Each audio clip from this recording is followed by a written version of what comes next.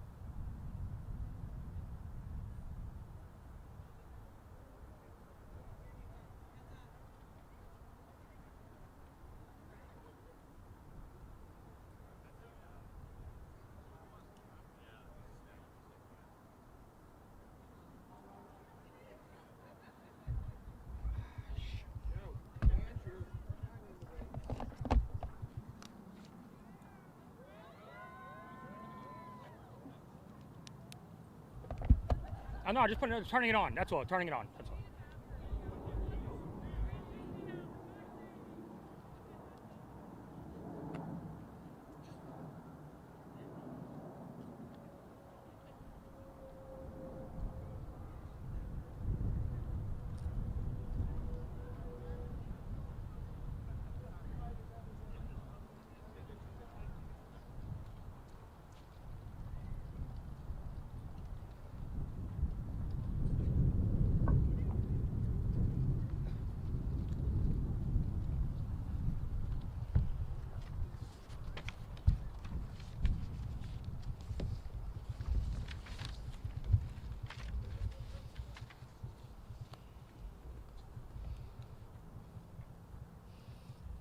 Good morning, New York.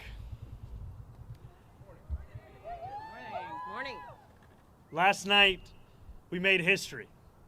I'm so proud to be standing here today as the mayor-elect of the greatest city in the world. Over 2 million New Yorkers cast their ballots. Whether they were the more than million who supported this campaign or the others who supported someone else, or whether they felt too disappointed by the political process to participate at all, I will work every day to honor the trust that I now hold. The poetry of campaigning may have come to a close last night at 9, but the beautiful prose of governing has only just begun. The hard work of improving New Yorkers' lives starts now. That process begins with transition.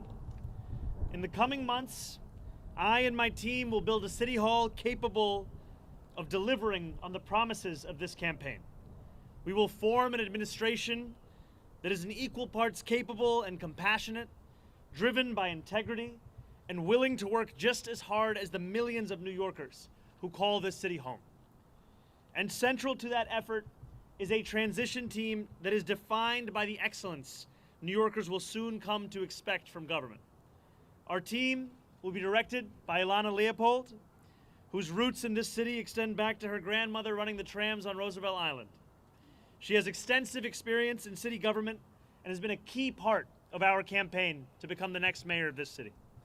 And it will be led by our formidable co-chairs, former Federal Trade Commissioner Chair Lena Khan, former First Deputy Mayor Maria Torres Springer, United Way President and CEO Grace Bonilla, and former Deputy Mayor for Health and Human Services Melanie Hartzog. Over the coming days, we'll start announcing the leaders who will implement our agenda. People like deputy mayors, who oversee entire areas of government, and the commissioners, who carry out the critical work of city agencies. Some of these people will have familiar names, others will not. What will unite them will be a commitment to solving old problems with new solutions. We will cast a wide net. We will speak to the organizers on the front lines of the fight to improve our city, government veterans with proven track records, policy experts from around the country and the world, and working people who know better than anyone what their neighborhoods need. Throughout this campaign, I have worked hard to be accessible and transparent with New Yorkers. That same spirit will animate this transition and the city hall we build, because New Yorkers deserve a government that they can trust. And on January 1st, when our city celebrates the inauguration of a new administration, let us also celebrate a new era for our city, one that we all feel invested in and whose success we all work to achieve. Now, it is my pleasure to invite Ilana Leopold to deliver a few words. Thank you. Thank you. Good morning. My name is Ilana Leopold, and I'm very honored to serve as the Executive Director of Mayor-elect Mamdani's leadership team. I want to thank Zohran for his faith in me, both on the campaign trail and in this next exciting chapter of this movement. As a third-generation New Yorker raised in Mitch-Lama housing and educated at CUNY, I bring to this work a deep appreciation for the city's promise and a commitment to expanding it for others. I love this city deeply, and I'm so grateful for the opportunity to help shape its future. I'm also expecting a child soon, and so I want the future that she inherits to be one of possibility and opportunity, and I want my new family, like so many others, to be able to rely on the universal child care that Zohran campaigned on. I know from firsthand experience that no one will fight harder for New Yorkers than Zohran. He has the vision and ambition necessary to drive down the cost of living so that families like mine can afford to live in the city we've built. I cannot wait to help our next mayor build a government for and by all New Yorkers. Thank you.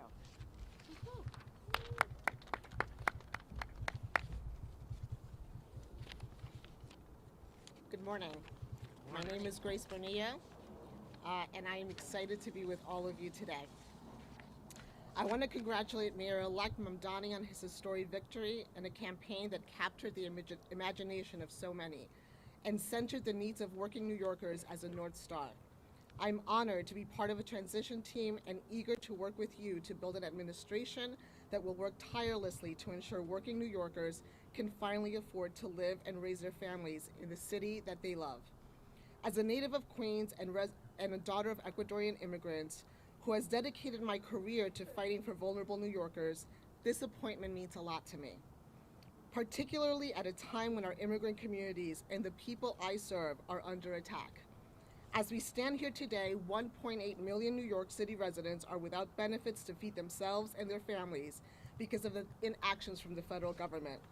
I am confident that Mayor-elect will always stand by New Yorkers and fight against any federal encroachment and that target the programs our neighbors need to survive.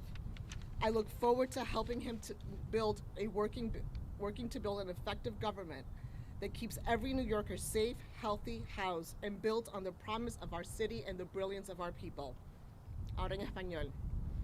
Ante todo, quiero felicitar al alcalde electo Mamdani por su victoria histórica y por una campaña que cautivó a tantos y que le dio prioridad a las necesidades de los neoyorquinos luchando por sobrevivir en esta ciudad. Estoy muy orgullosa de formar parte de su equipo de transición y estoy lista para trabajar con usted para construir una administración que se esfuerza incansablemente para garantizar que todos los neoyorquinos puedan finalmente vivir y criar a sus familias en esta ciudad que tanto amamos. En este preciso momento, 1.8 millones de residentes de la ciudad de Nueva York carecen de beneficios para alimentar a sus familias y a sí mismos, debido a la inacción del gobierno federal. Confío que en el alcalde electo siempre defenderá a los neoyorquinos y luchará contra cualquier acción federal que afecte negativamente a los programas que nuestros vecinos necesitan para sobrevivir. Espero poder ayudar a construir un gobierno eficaz que garantice la seguridad, la salud y la vivienda de todos los neoyorquinos y que aproveche el potencial de nuestra ciudad y el talento de nuestra gente. Muchas gracias.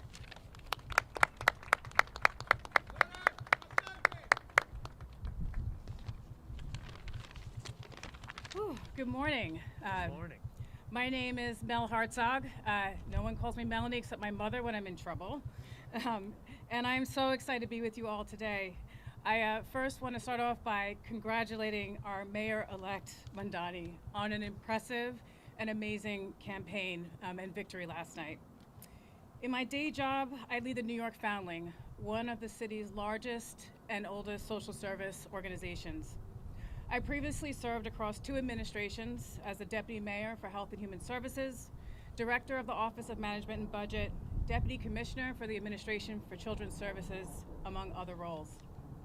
There's one thing I've been reminded of in this work, time and time again. It all comes down to economics. Paying your rent, putting food on the table, taking care of your kids. That's what New Yorkers care deep down about, and that's what the Mayor-elect has so successfully tapped into.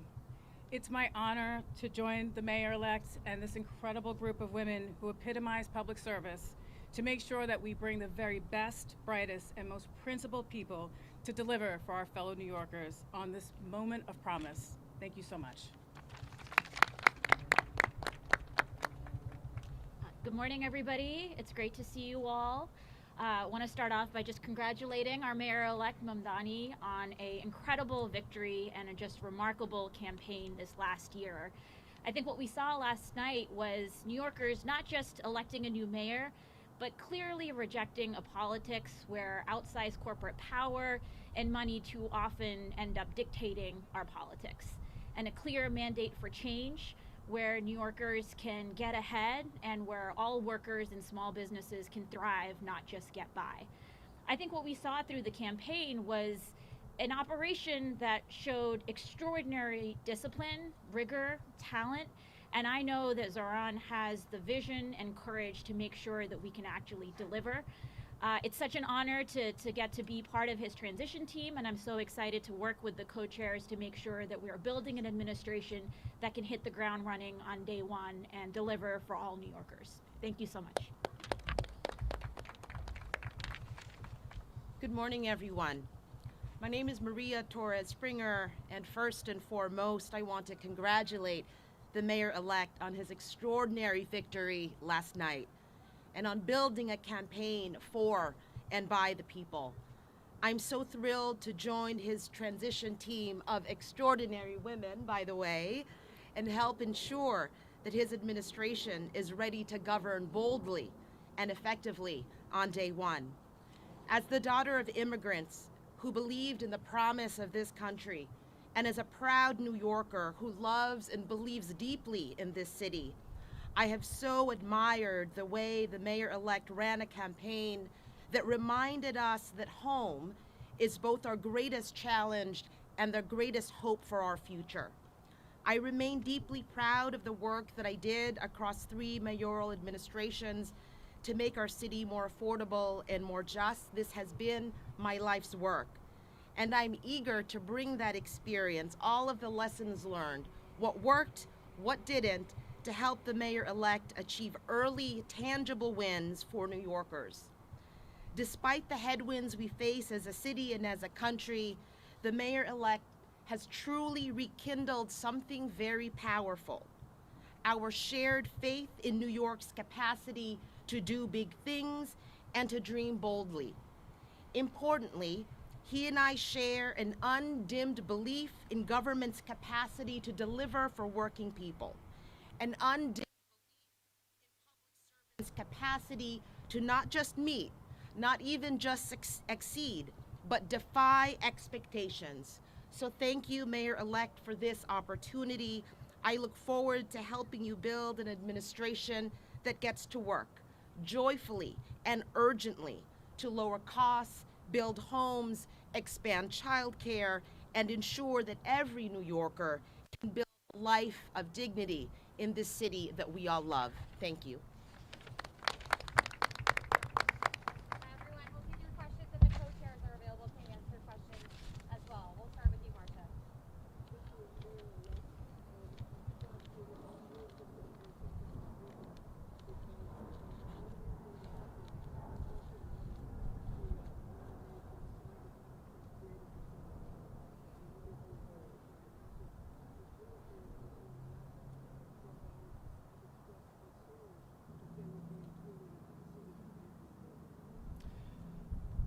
I look forward to being the mayor for every person that calls this city home. That includes the Jewish New Yorkers that voted for our campaign and those that didn't.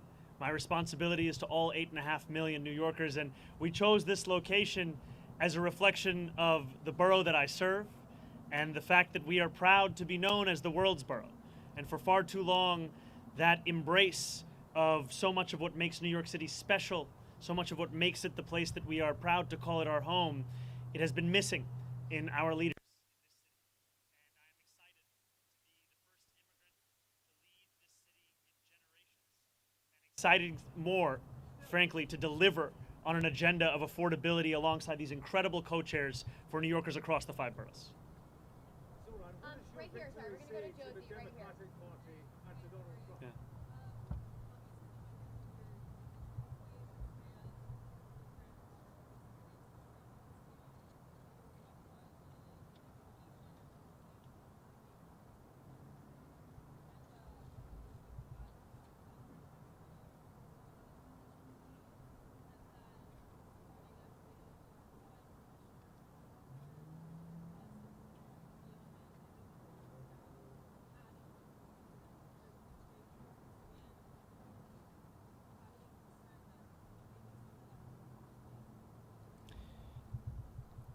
I look at these 4 incredible co-chairs of our transition team, and what I see are those who have had their careers defined by an excellence that we want to characterize the very city hall that we are looking to build. These will be the leaders of our transition, and also this transition will expand and extend beyond any one specific set of issue areas. So the topics of education and public safety continue to be of immense importance. We continue to prepare for the delivery on those very issues alongside the others that concern New Yorkers, and that will be the work of the next 57 days. And just to your second question, I am willing to consider anyone to work in my city hall so long as they are committed to working for my administration and to delivering on an agenda to lower costs for New Yorkers in the most expensive city of the United States. All right, we'll go to Sam over here. Mayor-elect Mamdani, Sam Alcott from Democracy Now! I have 2 questions. One, what should New Yorkers know that you are asking from Mayor Adams during the transition for the next 2 months? And second, you were not going to be the mayor for the next 2 months, but for months now, ICE agents have been abducting immigrants at 46 Federal Plaza. What is your message to the ICE agents abducting immigrants? My message to ICE agents and to everyone across this city is that everyone will be held to the same standard of the law. If you violate the law, you must be held accountable. And there is sadly a sense that is growing across this country that certain people are allowed to violate that law, whether they be the president or whether they be the agents themselves. And what New Yorkers are looking for is an era of consistency, an era of clarity, an era of conviction. And that is what we will deliver to them. And I am looking forward to having conversations with Mayor Adams and his administration about the work of the transition to ensure that the handover is a seamless one and that it is one that benefits the shared work we all have to deliver for the people who call the city home. Thank you. Thank you. Everybody's asking too.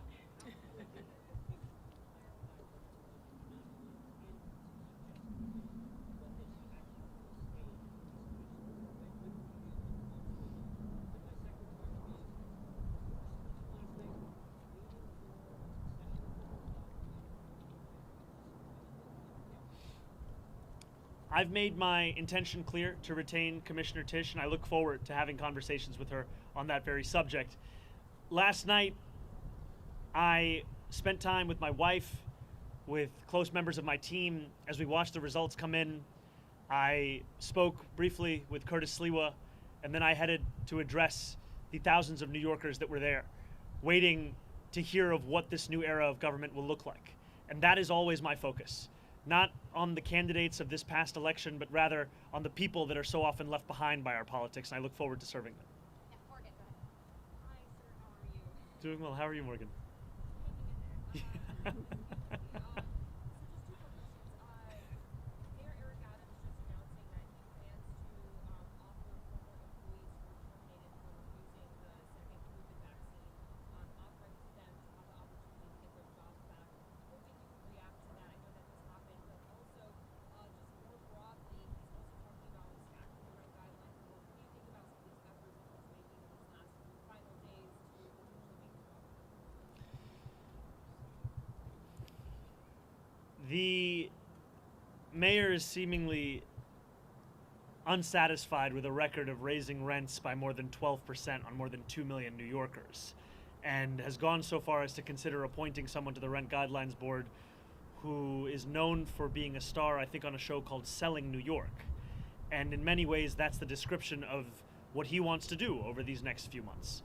I continue to believe in the importance of delivering relief for the 8.5 million people who love this city, who live in this city, but cannot afford to continue to be here.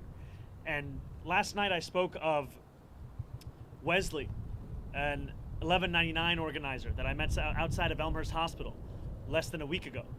And as I asked him how long it took him to get to work, he told me 2 hours. I asked him, where were you coming from? He told me Pennsylvania. That, for many New Yorkers, is now the reality, where they have to live elsewhere because they can't afford to live in the place that they love.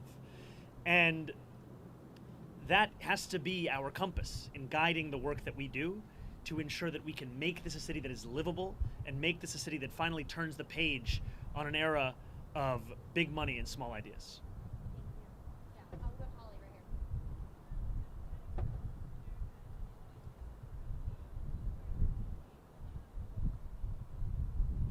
I am looking forward to having every member of my coalition being a part of our transition. The transition will be guided by the work that we need to do, and the coalition that brought me to this point has done an immense amount of work and has also been leading in the fight for dignity for working class New Yorkers.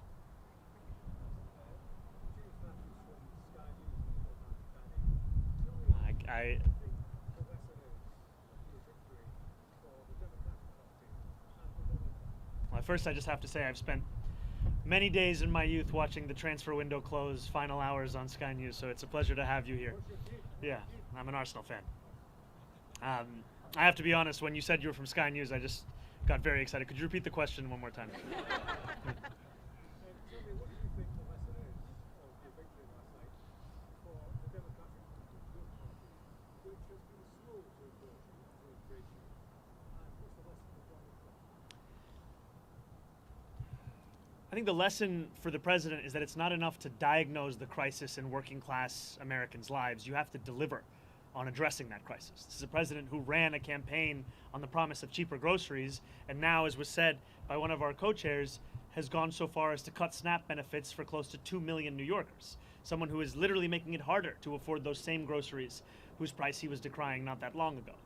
And what scares Republicans across the country is the fact that we will actually deliver on this agenda. And the contrast is something that they cannot bear to witness. And I try to keep my focus similar to that cover on the New Yorker where the world ends at New Jersey. and thinking about what this means for our city instead of for our nation. And I will tell you that for our city, what left me with such great hope last night were the stories from so many New Yorkers who had never voted before, who had lost hope in politics years ago. And to stand here before you, having received over 1 million votes in an election that saw turnout the likes of which we haven't seen since 1969, it shows that politics, once again, is offering more than just a settling for the crumbs that are not able to meet the needs of so many families across the city. We are finally offering a vision that can meet the scale of the crisis in working class New Yorkers' lives. Thank you. Thank you very much. Please.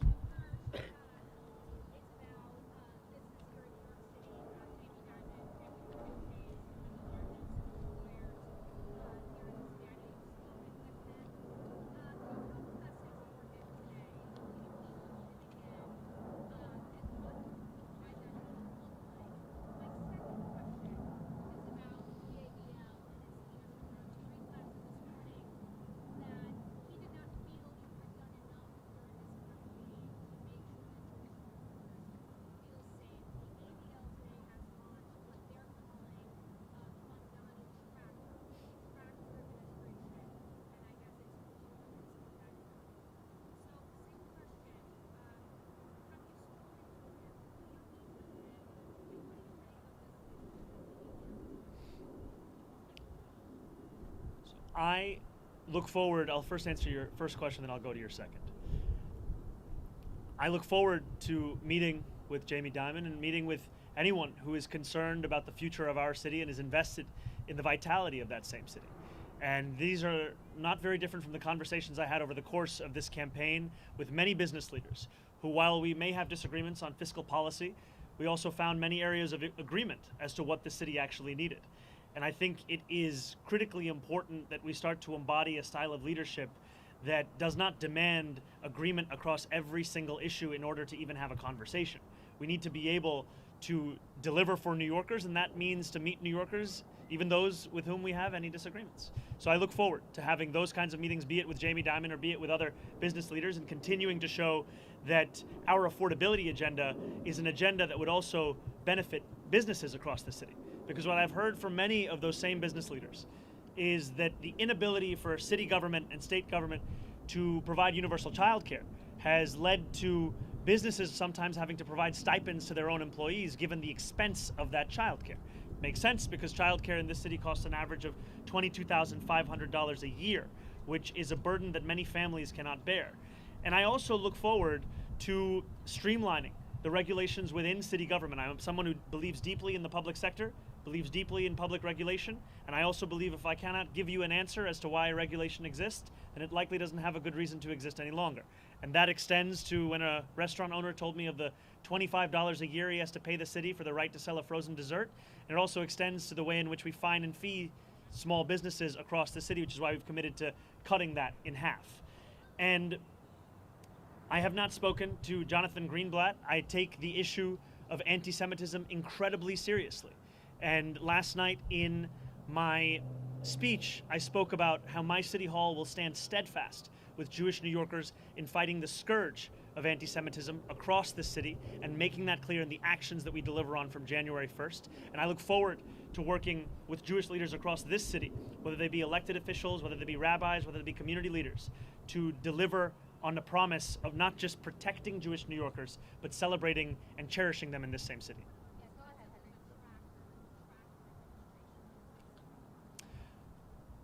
I think that anyone is free to catalog the actions of our administration. I have some doubts in Jonathan's ability to do so honestly, given that he previously said I had not visited any synagogues, only to have to correct himself.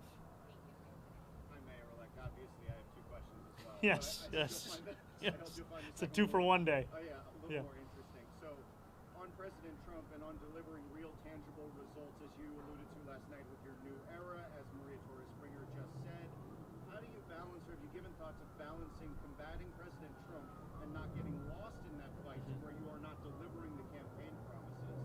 And second, I'm just curious, kind of in the quiet hours of last night, you got off stage, you went home, maybe you were sitting by yourself, maybe it was just you and your wife. I'm wondering what those sort of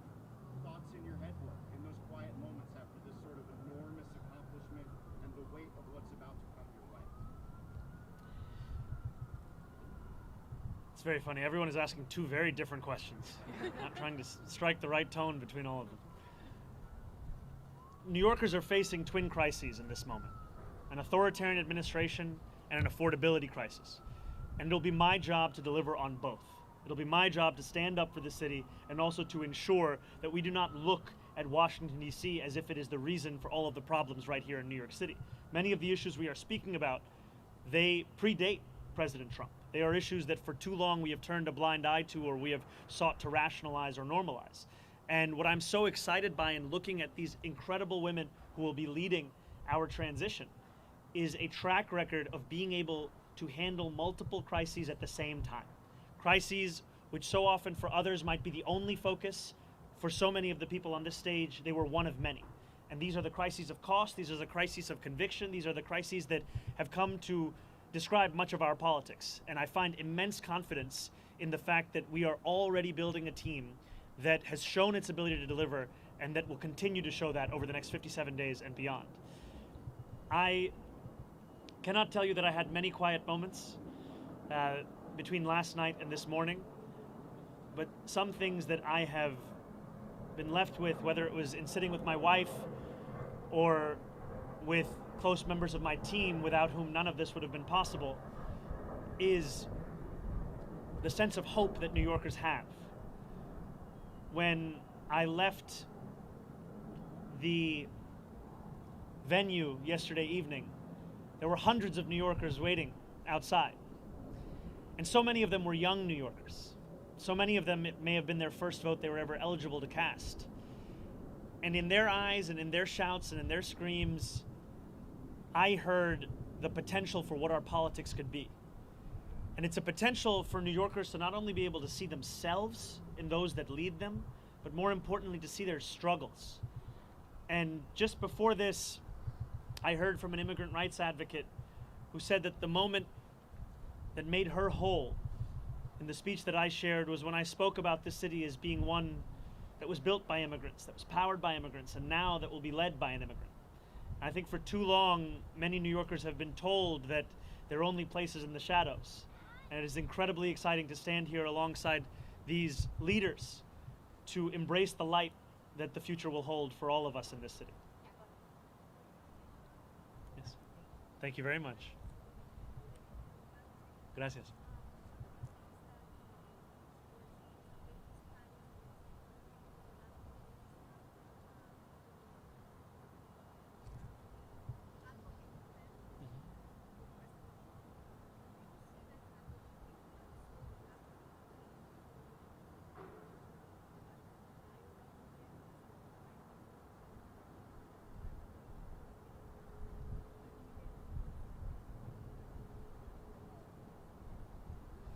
The White House hasn't reached out to congratulate me. I continue to be interested in having a conversation with President Trump on the ways in which we could work together to serve New Yorkers, whether that be delivering on his campaign promises around cost of living, or the many issues that New Yorkers have been sharing with me about the drastic impacts that the legislation that President Trump has ushered through Washington will mean for them and their lives. And too often we understand these impacts solely at an individual level. But if we just speak a little bit more about SNAP benefits, these are not just affecting the close to 2 million New Yorkers who are on SNAP, these also affect the grocery stores across our city.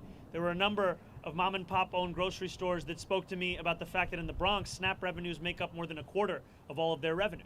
And this has the impact of decimating their ability to keep their doors open. And so I look forward to having those conversations and to making clear that if there is ever anything to be spoken about that could benefit the people of the city, I am ready and willing to speak to anyone about it. But if it is a conversation to come at the expense of those people, then I will fight that idea tooth and nail, because my job is to serve this city.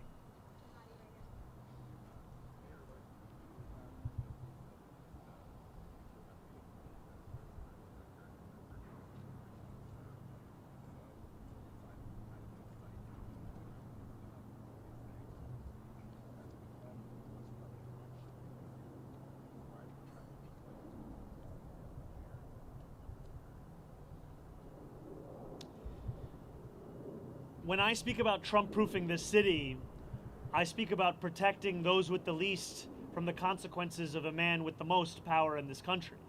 It is in part a reference to the need to ensure that any fight for additional revenue is one that also looks to try and protect those same New Yorkers from these kinds of cuts to the greatest extent that we can. And it's also a commitment to ensure that so many of the storied parts of city government return back to the moments where they were on the front lines of fighting for dignity and civil rights, and I think specifically of our city's law department. This is a law department that, when you think of the seminal civil rights cases of this country, they were there. And yet today it has 200 fewer lawyers than it did before COVID. This is an example of a lack of interest from an administration in ensuring that we are investing in the tools that have been proven to protect those same New Yorkers. And I will not mince my words when it comes to President Trump. I will continue to describe his actions as they are, and I will also always do so while leaving a door open to have that conversation, because it cannot be understood as if it is an argument between two individuals. I am looking to lead this entire city, and everything that I do must be to the benefit of this city, and I look forward to delivering for that same city. Yeah, Hi. Hey, how's it going, Aki? After your win last night, a lot of critics went to our comment section in the social media news we run, saying, talk to the Mamdani supporters in 6 months, see how they feel. Talk to them in a year, see how bad it's going to get. Do you have any comments on how those folks are reacting and how you're going to prove it? Well, first I'd say we've come a long way since that conversation in Astoria Park, and it's lovely to see you here. You know, I think there were many who said similar things when we launched our campaign on October 23rd. Talk to the campaign in 6 months, talk to the campaign in a year, see where they are.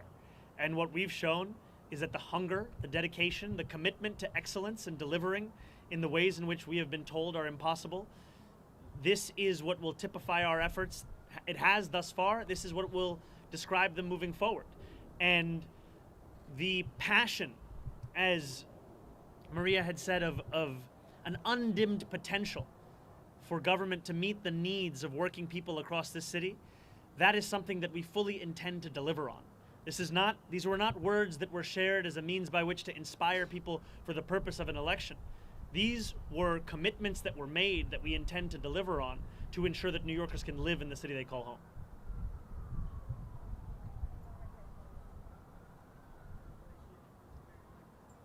I'm sorry, could you come a little closer or speak a little louder?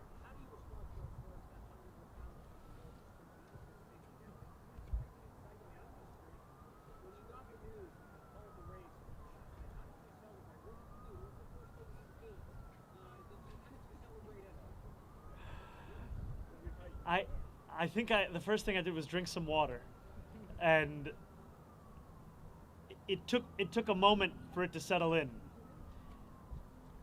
And when it did, oftentimes this job is described with the language of burden, responsibility, pressure. And those things are true, but what is lost is opportunity. And that is really what I felt in that moment when this race was called, the opportunity we have to deliver for people who have come to expect so little from the politics of their city. And that is an opportunity that is at the heart of what motivates me each and every day. And I look forward to fulfilling the trust that was put in me by the more than 1 million New Yorkers who voted for our campaign, and also by New Yorkers who've had concerns or skepticism. I don't begrudge them, because they were subject to tens of millions of dollars in attack ads that told them the thing that should keep them up at night was me, when in fact what I've heard from New Yorkers that the thing that keeps them up at night is the cost of rent, of groceries, of childcare. And so I look forward to earning their trust as well, because my vision of success is not that those who are skeptical leave this city, it's that those who are skeptical stay here in this city, and that we build a city that has room for even more to join us. Because this is a city that has to grow, this is a city that has to thrive, and the way that we will do so is by bringing an excellence back into City Hall, where it becomes the expectation, not the exception. Thank you. Oh, incredible.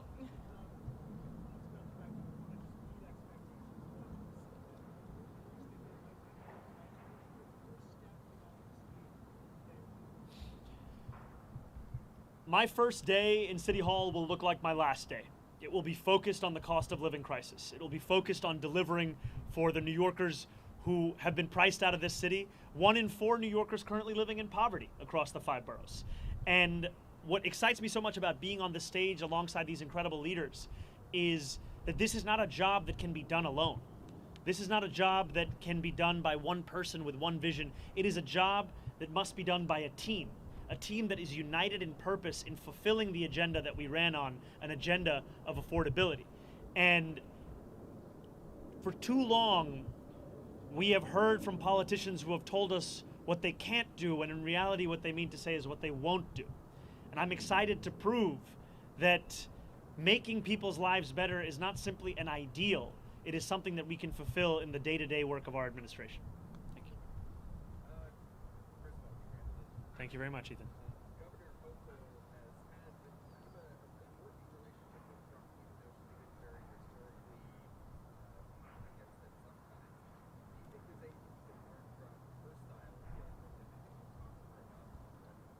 I think the governor has set a very good example for what it can look like to both keep a door open to speak with anyone about anything that could serve the interests of the people of this state, while also refusing to sacrifice those same people for the purpose of maintaining a relationship. And that is exactly the approach that I will take, is when President Trump wants to do something that will benefit this city, I will be there to say as much. But if he is looking to persecute or prosecute or punish the people of this city by virtue of who they are or where they live or where they came from, then I will fight him on that.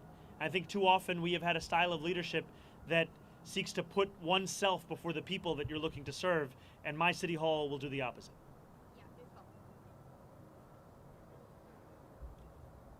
Oh, thank you.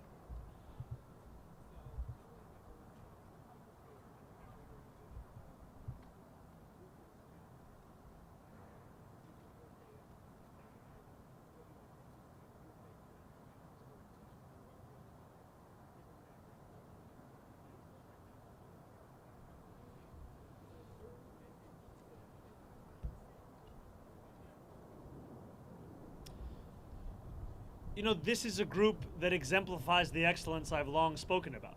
It is an excellence that New Yorkers have seen across multiple mayoral administrations. It is an excellence that they have seen at the federal level.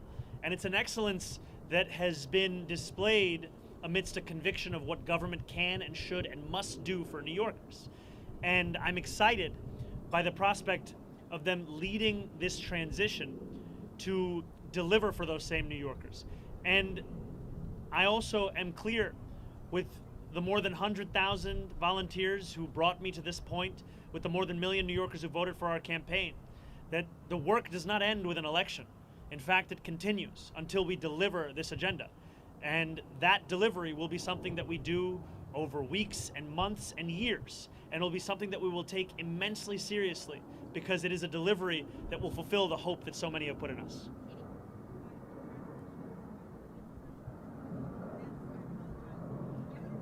Could we do the first one? I'll answer, then we go to the second one? Perfect. Yes.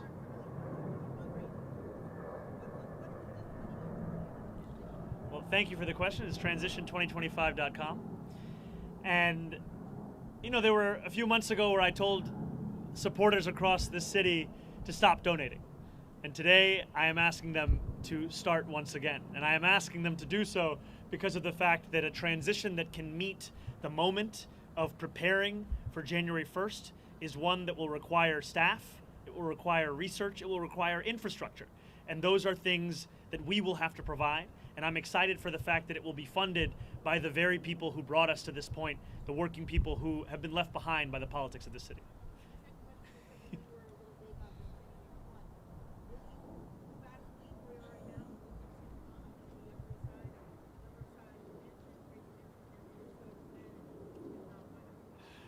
You know, I did get a text from my super late this night. Look, I have been told time and time again, and I've embraced it, to not measure the drapes. And here I am the day after being asked to use a ruler. And I will tell you that my focus right now is on the transition team. I will speak with my wife. I will think about this further, but when I have something to share, it will be done so publicly. Andrew Cuomo did it.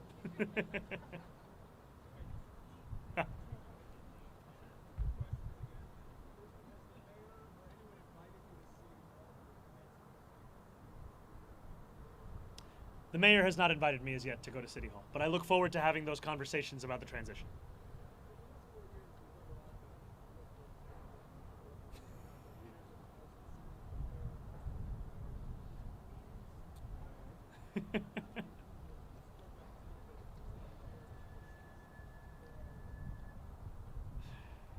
You know, I don't see it as a question of which borough is on top. I am looking to serve every single one of the 5 boroughs. And in each of these boroughs, I find so much of the inspiration of the work that we have to do in City Hall. And I'm also proud to represent Queens in the state legislature. I'm proud to be a resident and a assembly member for Astoria and for Long Island City. And I'm proud that we are standing here today in the world's borough to embrace what gives so much meaning as to what it means to be a New Yorker here in this moment today. This guy's trying to get me to go against other boroughs. Unbelievable. Where's the suit? Good to see you.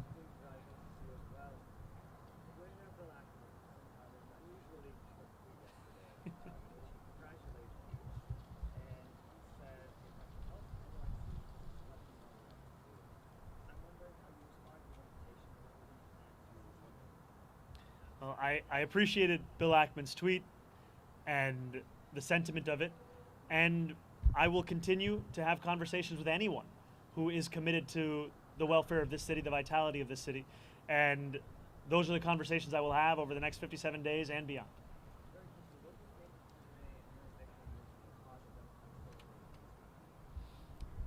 I can tell you what it means in this city. It means that the idea of a politics built around the delivery of dignity to each and every person who calls this city home, that politics is alive and well. And for too long, we have spent our time debating who deserves that dignity, as opposed to delivering it to each and every person who calls the city home.